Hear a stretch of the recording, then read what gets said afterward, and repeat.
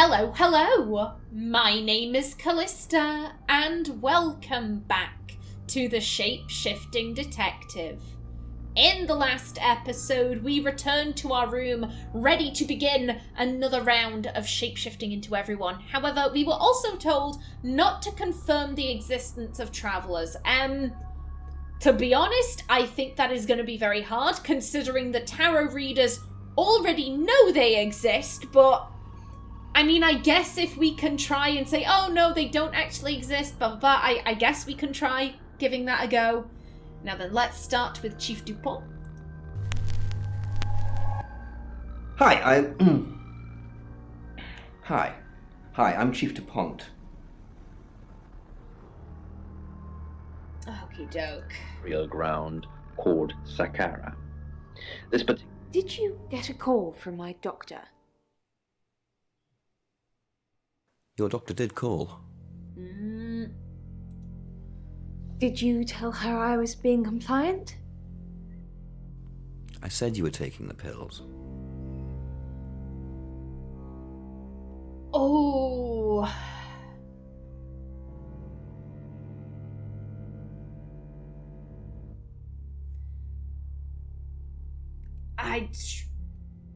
Again, I feel like we've immediately jumped into danger territory. Let's be honest, the chief probably would have said that she was taking the pills. Here's the thing though, what does compliant mean? Does compliant mean, oh yeah, she's taking her meds, or does that mean, oh yeah, she's checking in with me every so often and, you know, we're meeting up and we're talking about her feelings, blah, blah, blah. Like, what does compliant mean? I worry that we could be misunderstanding here. Also, is Violet taking her pills? To be honest, I got the feeling she was. But that's the thing, was past tense. I don't know if she still is. Because she mentioned that, you know, she started taking, I think it was sleeping pills or something, or it could have been her schizophrenia medication, and she kept being abducted. So there is a good chance that she might have decided, you know what, these pills aren't making me feel any better, so I'ma just stop taking them. Oh.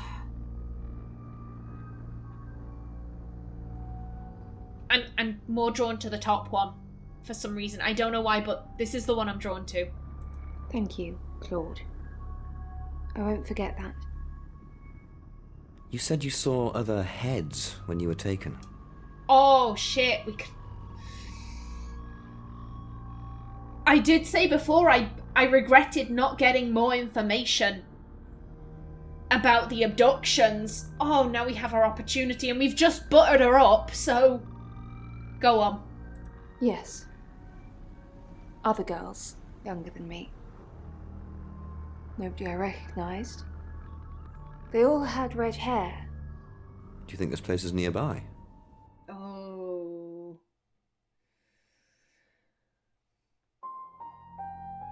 Could a traveller be fucking about with her? This traveller seems to have a thing for redheads. Then all we really know about travellers is that they inhabit people and that they kill. The tarot readers haven't said anything about travellers abducting people. And we did also get the revelation that apparently Violet has a monkey burnt into her back. That's real fucking weird. I mean, I know there is it scarification? You know, instead of getting a tattoo, you get something burned or branded into the flesh. I know that's a thing, but to be honest, Violet doesn't strike me as the type of person who'd be like, yeah, brand a monkey on my back. Also, why a monkey? Of all things. I could see Violet getting some nice flowers, you know, tattooed someplace, but not a monkey. Oh. How is she supposed to know whether this place is nearby or far away? It could be in space for all she knows, if it's real. They all had red hair. Yes, they all had red hair. They were all very pretty. And they were all alive. In that moment. Oh, Oh... I think I'm definitely gonna replay this. I'm definitely gonna replay this to see what I missed. But that is very interesting. Ooh. It actually relates to a loss of self-identity. Tarot readers are gone. The impression that I get from this dream... Oh, hello. Tell me about Hong Kong. Normally, either they're all there or they're all gone, so... Oh, hello. If you know about Hong Kong, then I don't have to tell you anything. It's all in that report that you've clearly read. What does the name Lawrence Petrovsky mean to you? Well done, Chief. You've discovered Rain is my stage name. Please try and save Ellis. She's the one in danger, and we've already had one dead body on your watch. Ooh. I continuously like Rain more and more. I like that.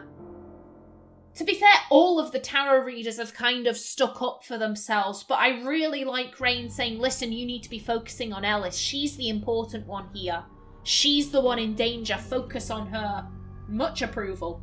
So we've just had a dream come in from Lena. Well, I haven't asked you about Zach yet. Until a few hours ago, I never heard of the guy. Creepy as fudge, if you ask me. Thanks, Lexi. It's always a pleasure. That sounds like a flirt line, but why are we flirting as the chief? I'm confused.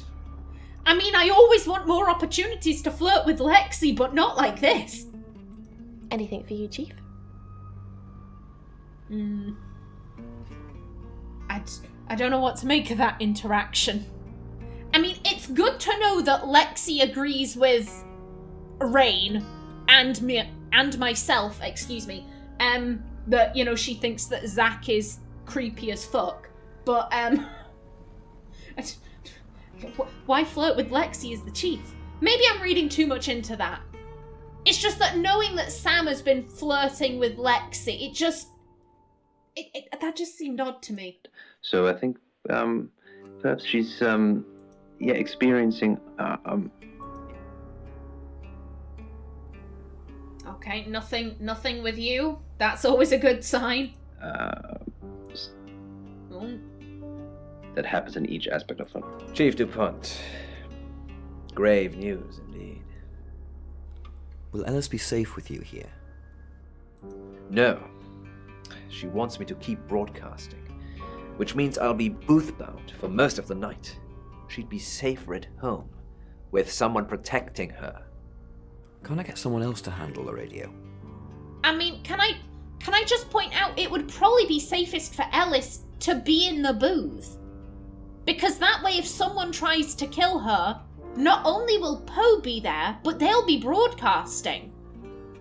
So they see someone coming in and like, oh, it's this guy, it's Violet who runs the guest house, or oh, it's Zach the photographer, or oh, it's a random stranger, but we can describe them. They have curly brown hair or short brown hair and piercing blue eyes. Like, you could at least broadcast that whilst Poe defends her, basically. Oi, police, get here now. There's a killer here. Whilst we're broadcasting, like, surely that would be safest. Because then not only is Poe protecting her, but basically all of August is protecting her. I'm surprised no one's thought of that. And murder Poe and Monroe? No, Chief DuPont. Ellis couldn't take that. Not tonight. We did think of asking you to do a guest evening at some point, though, if you're interested. No, I don't want to dilute my brand. What? Oh, I like that. no! I feel like we should say no, because if we say yes, we're basically signing the chief up for something. You know, they'll phone him up like, oh, you agreed to come on our show, and he might be like, oh, I never agreed to that, what are you talking about? So I feel like saying yes would, it pose too many questions. I see. And that brand would be having an enormous ego that thinks they're too big to guest on our radio station. Understood. We won't ask again. Anyway, the radio calls me. If that's all. I'll use for it. Thanks, Monroe. To be As blunt, always, you've been a great sport today. And I we'll be do back think tomorrow. that Because Curiosity Shop is now open. I do think that Chief DuPont does have quite the ego on him. He has a tendency of thinking he knows best and he knows what's what better than anyone. Hello, I'm Violet. I'm Violet. Mm-hmm. Left her money at home. And then the cashier makes Where has never Bronwyn ends. gone? And every time she comes back to the card, wow, I do like dreams like... Considering that Bronwyn was quite emotional earlier, I find it odd that she's not holed up in her room. Issue. Very But good. that's something you could say about most dreams that are recurring dreams. It's related to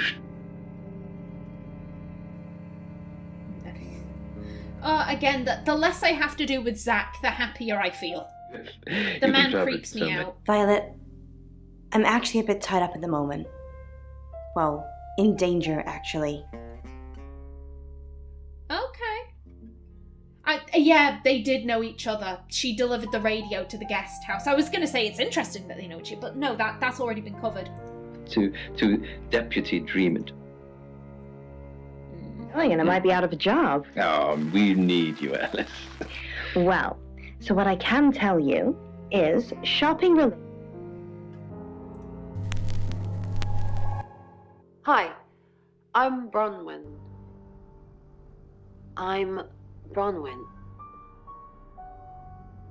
Here is the loss of money. What you'll often find with dreams is that the loss of identity.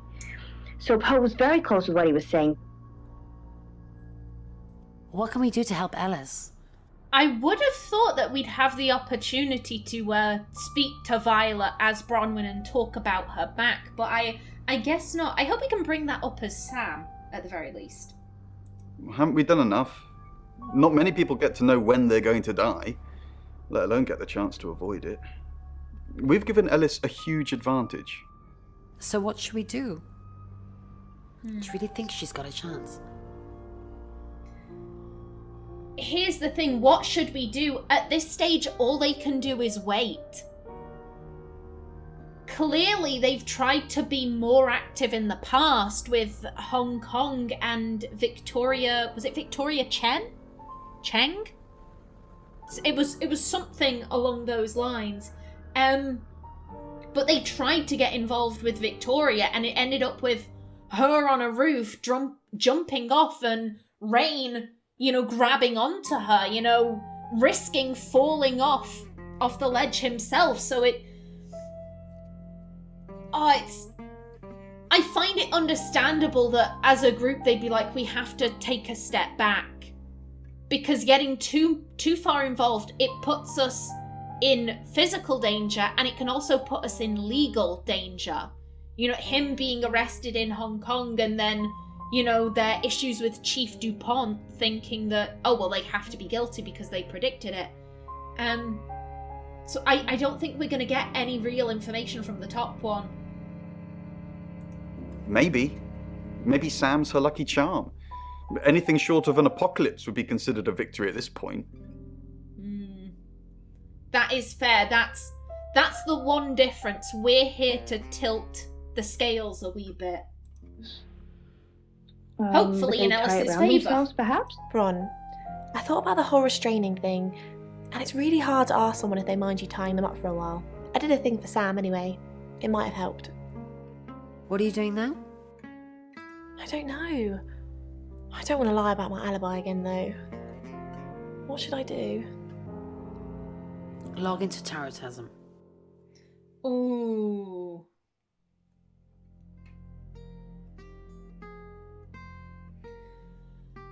Oh, here's the thing. You can log into something and then walk away. That's the problem with Bronwyn's alibi. I'm assuming that this Tarotasm, whatever that is, that must be what they're using to take phone calls. Because that is Bronwyn's alibi. We were doing phone readings, for that time period, so we couldn't have done it. Saying log into something, that doesn't mean that you were in front of a computer. That doesn't even mean that you were the one who logged in. You could have asked someone to log in for you. Really, the only way to create a decent alibi is by having multiple people say, oh yeah, I can vouch for their whereabouts. However, saying stay with Bronwyn, given that the chief is actively working against them, that really isn't a strong alibi either. He's just going to say, oh, well, you're lying for each other. And if he finds out that they lied previously, then it's going to throw doubt on everything. Oh.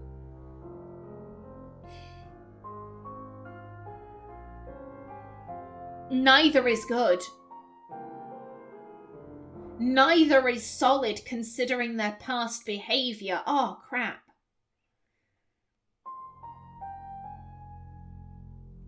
Staying with Bronwyn is better. But, again, that brings up the thing of, if Bronwyn says, oh, why are you hanging around me? You told me to stay with you. No, I didn't. What are you talking about?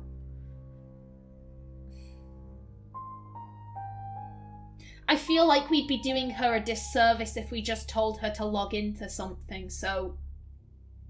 Stay with me. Okay, this time we'll actually stay in the same room, though.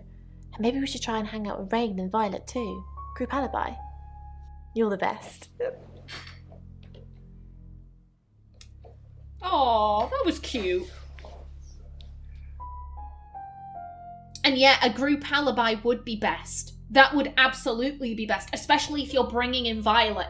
If Violet is innocent. I'm still not too sure. I'm still eyeing up her and Zach as my two favourites for whodunit. But yeah, if you can bring in people who don't know you personally, who are locals who the chief would be liable to trust, then yeah, that's absolutely how you should do it. I mean, if you can find like a local convenience store, something that's open 24/7, just hang out there. Just chill out there and have the guy behind the till like, oh yeah, they were here. Like that. That'd be best, I'm telling you. It forces her to her knees, just a few feet down slope. She and howls. It's locked. I put that. Okay, not many people to visit as backward Bronwyn. onto the concrete slope. My legs fail, and I slide my back against the steel.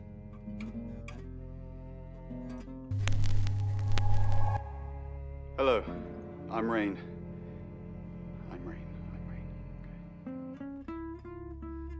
I on one hand, I kind of feel like the game is wrapping up.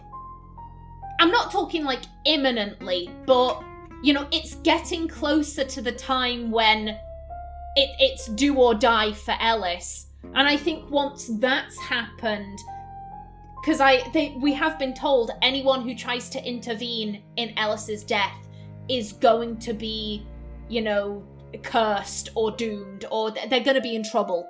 Basically, so saith the spirit world.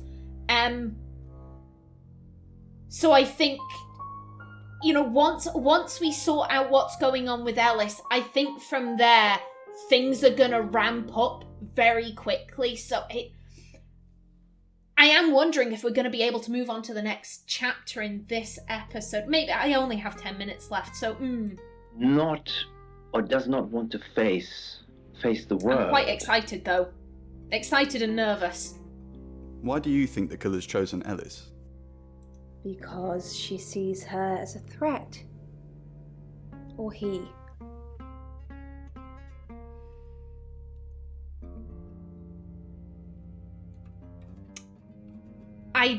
I do find it interesting that she went for she first. Because most people assume that serial killers are male. Simply because, again, it's rather sexist, but, you know, the whole idea of, oh, women are these genteel, delicate creatures that could never hurt a fly. A serial killer, oh, that must be a big, strong man with an anger problem. Herder. So I do find it interesting that she automatically goes to she sees her as a threat. Also, that is... I would argue that would be Violet's motivation. With Violet, if Violet is the killer, it all comes down to her feelings for Zach and the fact that he is hanging around these whores and he wants to sleep with them and they are threatening her relationship. So that was a very intriguing answer. Promise. Thank you for your dreams. It's getting closer, isn't it? What's getting closer? The event. Whatever's going to happen to Ellis. I can feel it. Do you think this John Pope is involved? Yeah. If I remember correctly, Dorota was killed at 10, and it's now 9, I think. So it's... Oh, we only have an hour. Just an hour to go. I doubt it. As far as I know, they're live on air a lot of the time, and not sure he could have nipped out, murdered Dorota, and made it back for the news at 10. So it could be him then? I mean, I doubt it, but... It could be anyone. It could be you, Ray. There was mention that travelers can fuck with people's memories. Someone could have killed Dorota and it could have been wiped from their memory and they would have absolutely no knowledge of it. In that case, anyone who has seemed sincere, that calls into doubt because, you know, they genuinely believe, oh, I didn't kill her, but they actually did. Oh. That's interesting. I'm still eyeing up Zach and Violet. And if it's a traveler, Lexi and Rain. Do not know. Oh gosh. You can have it back. Hey. How's the Ouija? Sam's asked if I can get anything else out of this. It's full of wit and repartee as per usual. Dead people have a lot of time on their hands. Well, I'd hope so. I mean, they're dead. They should have the luxury of all the free time they want. Clutching his spare magazine. Need to count the bullets. 9.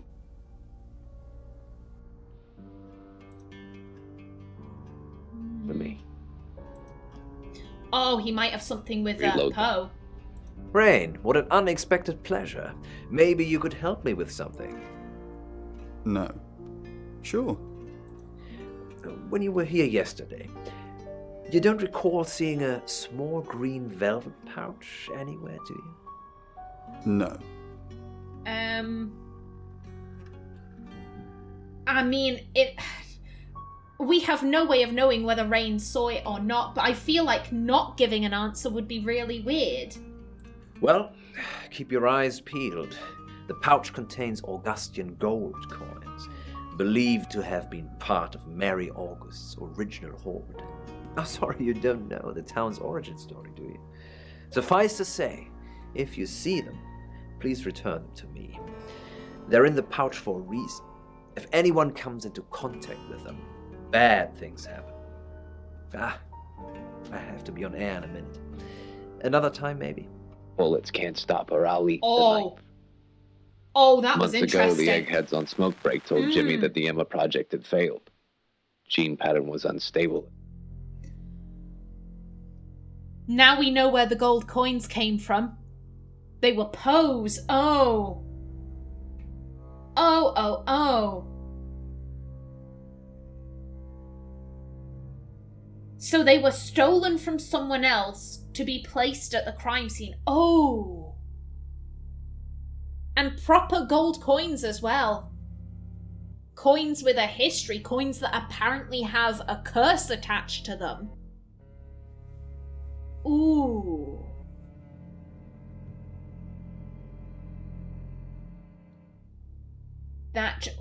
Who would have had the opportunity? Again, anyone who lives in August would have had opportunity to go there. You know, just as like a visit. Oh, I'm visiting the radio station. I want to see what's going on. Ba ba ba. And they could have talked their way in and grabbed the pouch. Of the tarot readers, though, the only one we actually know who has been to the radio station is Rain. As far as I'm aware, neither Bronwyn or Lexi has been to the radio station. In that case, I can narrow my suspect list down even, excuse me, I swear I can speak, I promise you I can, even further. It has to be either Violet, Zach, or Rain. Ooh. That is interesting. I like that. I was wondering if we were ever going to get answers about the gold coin, and there we go. That's where it came from. Hi, I'm Lexi. I'm Lexi. Hey, Ellis, this is what I brought in today. What do you think it... Nothing with Violet. What the object is that I brought in today. It's going to be soon. Whatever happens to Ellis, it will be soon. How do you know it's going to be soon? Because she's psychic. I can sense it. Are you not picking anything up, Lex? There's a traveller nearby. No. How do you know all this? Oh god, that's suspect. That's very suspect. Oh, Sam. Sam, you should just say yes and leave it be. Mescaline mainly, but I don't recommend you try it. Do you really want to hear this? Yes. Yes, I do.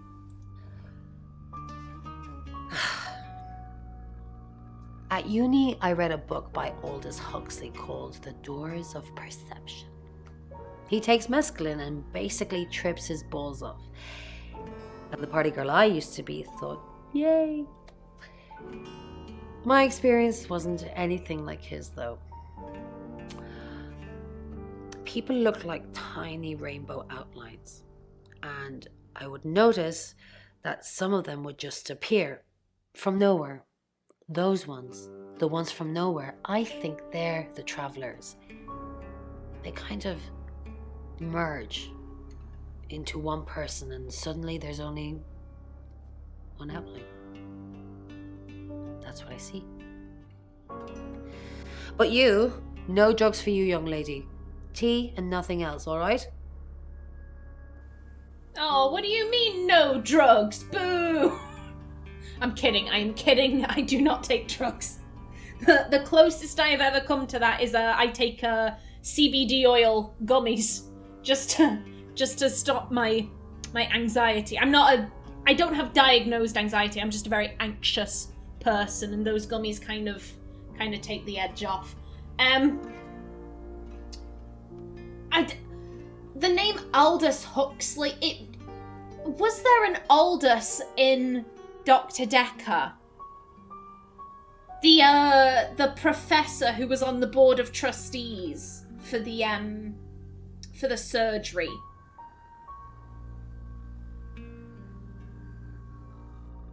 I'm pretty sure we got the ending where he was... I have seen the other endings of Dr. Decker. I went and looked up what I could have gotten. But I'm pretty sure we got the ending where that guy was like, oh, you say you're all of these people, and I'm one of your patients. But that would be quite impossible. Unless I've somehow managed to turn the tables on you. Like, was he called Aldous? I might be talking out my arse there, I don't know. you know what? I'm going to bring today's episode to a close right here. I always underestimate how long it's going to take me to shift into everyone. However, I think we should be moving on to the next chapter in the next episode. So, until then, please remember to like if you enjoyed, leave a comment below, and if you wanted to subscribe, it would be very much appreciated. I've been Kallista. Thanks for watching, and see you in the next episode.